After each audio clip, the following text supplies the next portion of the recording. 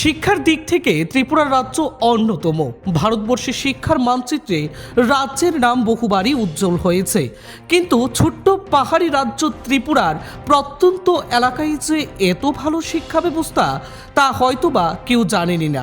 আজকের এই প্রতিবেদনে আমরা তুলে ধরছি অমরপুর মহকুমা বুরবুরিয়া এলাকায় এসটি ফ্রান্সিস ডে সেলস স্কুলের কথা।